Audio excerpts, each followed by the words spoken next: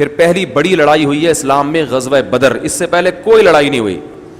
وہ لڑائی ایسے ہوئی ہے کہ چونکہ کوئی ایگریمنٹ تو تھا نہیں، مکہ ایک الگ ریاست، مدینہ ایک الگ ریاست. جب دو ملکوں میں کسی قسم کا کوئی ایگریمنٹ نہیں ہوتا تو پوری دنیا کا آج بھی یہ قانون ہے کہ دونوں کے لیے ایک دوسرے کا خون حلال ہوتا ہے کہ بھائی تم اگر ادھر آئے تو ہم تم پہ، جیسے آپ آج اگر بغیر کسی ویزے اور پاسپورٹ کے کسی یورپ میں ہجرت کر کے چلے جائیں تو بارڈر پہ گولی مار دیتے ہیں نا. کیا ہو گیا؟ کوئی انڈین اگر بغیر پاسپورٹ ویزے کے پاکستانی بارڈر پہ پکڑا جائے تو آرمی کو حق ہے کہ گولی مار دے. یہاں کا بندہ وہاں جائے تو ان کو حق ہے نہ مارے، ایک الگ بات ہے، مارنی چاہیے نہیں چاہیے یہ الگ بات ہے. لیکن پوری دنیا میں ایک لا ہے کہ بغیر ایگریمنٹ کے اگر کوئی ادھر سے ادھر ادھر سے ادھر گیا تو ہم ذمہ دار نہیں ہیں. تو وہ اس وقت بھی ایسے تھا. تو مکہ والوں سے کوئی ایگریمنٹ نہیں تھا بلکہ باقاعدہ لڑائی تھی. تو ایک قافلہ آ رہا تھا شام کے راستے، سمندر کے راستے، مدینہ کے قریب سے گزرتے ہوئے اس نے جانا تھا مکہ. تو آپ صلی اللہ علیہ وسلم نے صحابہ کے ساتھ مل کے پروگرام بنایا کہ اس لشکر پہ شب خون مارتے ہیں اور یہاں سے جتنا بھی ان کا جو بھی تجارتی سامان ہے وہ ہم اپنے قبضے میں لے لیتے ہیں، کیونکہ ہماری جو معاشی بدحالی آئی ہے وہ کس کی وجہ سے آئی ہے؟ ان کی، اور ہمارا کوئی ایگریمنٹ بھی ان سے نہیں ہے. تو یہ بالکل پوری دنیا میں اجازت تھی اس کی، یہ کر سکتے ہیں. تو اب چونکہ بہت تھوڑے یعنی شبخون مارنا تھا، گوریلا وار تھی کہ بھائی ایک حملہ کریں گے اور جو آٹا دال بوری جو ملا اٹھا کے لے آئیں گے. تو اس کے لیے بڑی فوج کی ضرورت نہیں تھی. لیکن اللہ کو کچھ اور منظور تھا.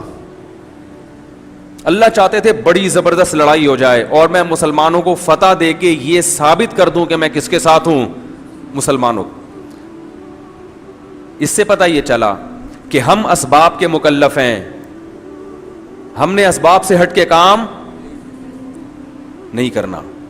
لیکن اللہ بعض دفعہ معجزے کے طور پر ایسا کرا دیتا ہے جس کی کوئی لاجک نہیں ہوتی. اب ہو کیا رہا ہے کہ ہم نبی کی زندگی میں جو معجزے وارد ہوئے ہیں نا، ان معجزوں کو دیکھ کر ہم یہ سمجھتے ہیں کہ ہمارے ساتھ بھی کیا ہوں گے؟ معجزے. لہذا ہم فیصلے کرتے ہیں گراؤنڈ ریئلٹی کو دیکھے بغیر اور کہتے ہیں چونکہ نبی 313 تھے اور وہ 1000 تھے تو ان کی مدد ہو گئی تھی بغیر ساز و سامان کے، تو ہماری بھی.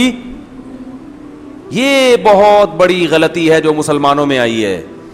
نبی کے اپنے جتنے فیصلے ہیں وہ تمام فیصلے گراؤنڈ ریئلٹی کو دیکھ کر ہیں، اور اللہ کے فیصلے کبھی گراؤنڈ ریئلٹی کے مطابق ہوتے ہیں، کبھی کیا ہوتے ہیں؟ ویسے ہی اللہ مدد کر دیتا ہے. تو جو اللہ کا کام ہے وہ اللہ پہ چھوڑ دیں، ہمارا جو کام ہے ہم اس کے ذمہ دار ہیں. نہیں آ رہی بات؟ اب دیکھو یہاں افراط و تفریط کیا ہوتا. نبی صلی اللہ علیہ وسلم اگر اس قافلے پہ حملہ نہ کرتے تو یہ بھی غلط تھا، کیونکہ صحابہ کے پاس کھانے کے لیے کچھ بھی نہیں. تو بھائی اللہ نے موقع دیا ہے، تمہارا دشمن ترنے والا بن کے یہاں سے جا رہا ہے تو حملہ کرو نا. اگر اس موقع پر اللہ پہ اعتماد کرتے، توکل کرتے کہ اللہ ہے کھلانے والا، اللہ ہے پلانے والا، ہم صرف اخلاق سے پیش آئیں گے ان دشمنوں کے ساتھ، تو یہ بھی اسباب سے ہٹ کر کام ہوتا کہ نہیں ہوتا. اتنے اہم مضمون آپ کے سامنے بیان کر رہا ہوں نا کہ اگر آپ کو ان مضامین کی قدر و قیمت سمجھ میں آ جائے تو آپ پیسے دے کے مجھ سے یہ بیان کروائیں گے، پیسے دے کے کروائیں گے. اتنی اہم باتیں کر رہا ہوں. مجھے ان کی اہمیت کا اندازہ ہے، لیکن آپ کو اندازہ، آپ کے چہروں سے لگ رہا ہے کہ آپ کو اندازہ نہیں. اگر نبی صلی اللہ علیہ وسلم اس لشکر پہ حملہ نہ کرتے اور کہتے ہم نے اللہ کے لیے ہجرت کی ہے، کھلانے والا کون ہے؟ اللہ. پلانے والا کون ہے؟ اللہ. تو بھائی اللہ کہتا ہے جو تمہارے بس میں ہے وہ تو کرو. تمہارے بس میں فی الحال یہ ہے کہ تمہارے دشمن کا قافلہ جا رہا ہے جس سے تمہارا کوئی ایگریمنٹ نہیں ہے، تم لے لو اس سے. بھائی کیا خیال ہے؟ جنگ کرو اور وہ سامان اس سے چھین لو. کیونکہ 313 میں اس کی طاقت تو ہے کہ حملہ کر کے شبخون مار کے کچھ چیزیں اٹھا کے لے آئیں، لیکن اس کی طاقت نہیں ہے کہ 1000 کے لشکر سے لڑیں بغیر ساز و سامان کے. لہذا اس کا نبی نے ارادہ نہیں کیا کہ خود ہم مکہ والوں پہ چڑھائی کریں. بھائی جس ملک سے کمزور ہونے کی وجہ سے اپنی جان بچا کر نکلے ہیں اس ملک پہ لشکر لے کے چڑھائی کر دیں، یہ عقل میں آنے والی بات ہے؟ یہ میں اس لیے کہہ رہا ہوں کہ آج لوگ کہتے ہیں پاکستان امریکہ پہ حملہ کیوں نہیں کر دیتا، پاکستان بھارت میں گھس کیوں نہیں جاتا. ٹھیک ہے نا، یہ کیسے بزدل لوگ ہیں، یہ ادھر اسرائیل پہ ڈرام سے حملہ کیوں نہیں کر دیتے. او بھائی پہلے یہ دیکھو کہ تمہارے پاس ہے کیا, کتنی افرادی قوت ہے. تم حملہ کرنے کے بعد وہ بسوں کے پیچھے لکھا ہوتا ہے تپڑ ہے تو پاس کر ورنہ برداشت کر. تو باتیں کرنا آسان ہوتا ہے, ہر چیز گراؤنڈ ریئلٹی کو سامنے رکھ کر فیصلہ کیا جاتا ہے, اس کے بعد ہوگا کیا. تو جذباتی لوگ, اور کچھ ایسے ہیں جو بالکل جن کی فائر پن نکلی ہوئی ہے, وہ کہتے ہیں لڑو ہی نہیں, وہ کہتے ہیں یہ بم بھی کیوں بنایا ہے, یہ تو توبہ توبہ چھی ایٹم بم, اس سے تو بڑا نقصان ہوتا ہے, اور وہ جہاد کو سرے سے مانتے ہی نہیں ہے. تو یہ دونوں فریق کیا ہے, غلط ہیں. جب کلاشن کوف کی فائر پن نکل جاتی ہے نا, پھر اس میں اور پانی کی گن میں کوئی فرق نہیں رہتا.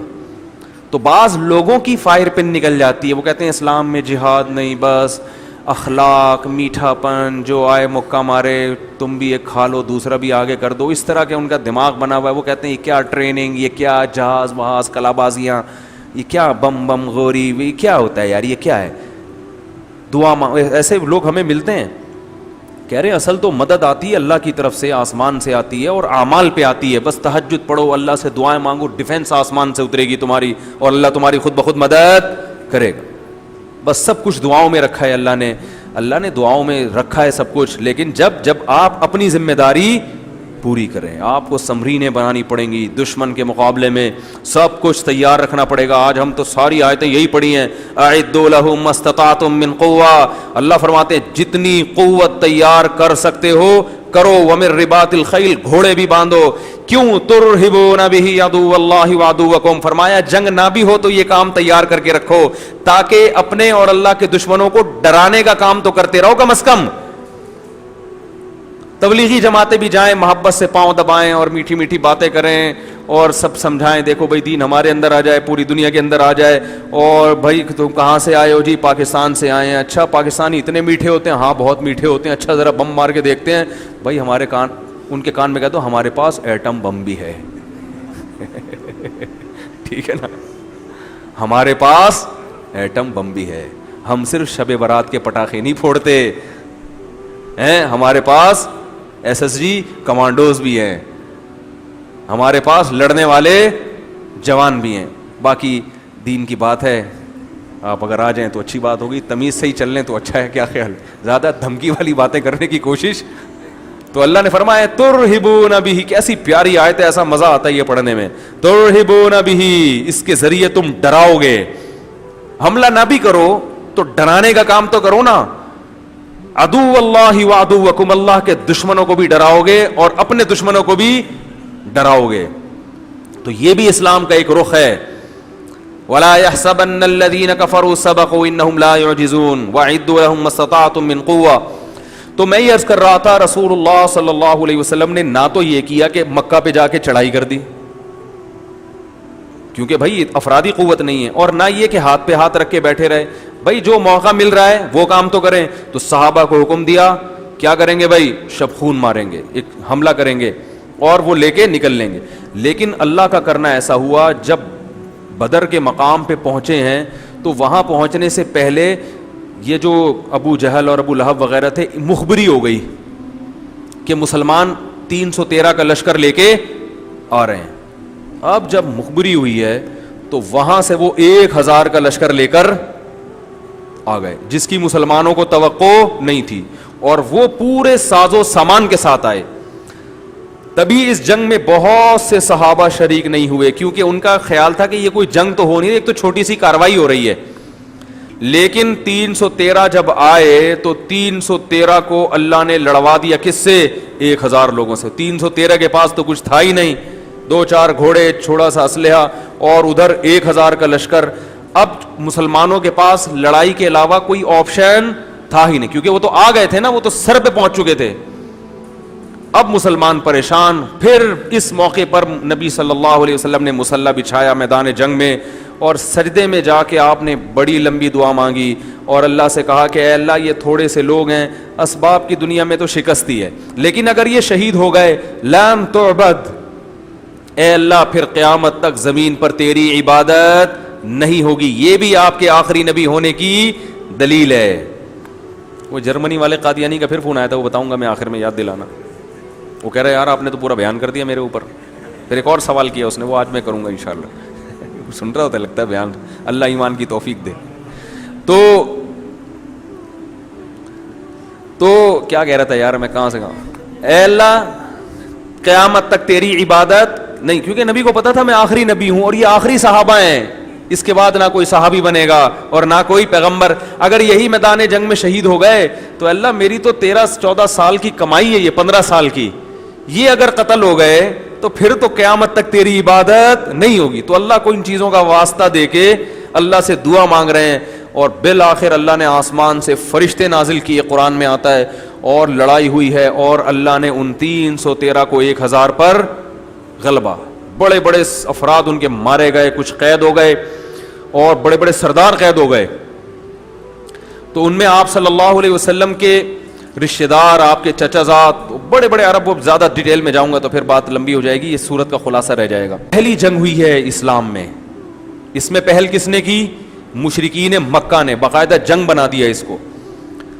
جب فتح ہوئی ہے تو بہت سے صحابہ جو اس جنگ میں, کیونکہ ان کے لوگوں کی اللہ نے بڑی فضیلت بیان کی قرآن میں, اور آپ صلی اللہ علیہ وسلم نے ارشاد فرمایا کہ جو بدر میں لوگ تھے ان کے اللہ نے اگلے پچھلے سب گناہوں کو معاف کر دیا, لیکن پھر بھی وہ گناہوں سے بچتے تھے.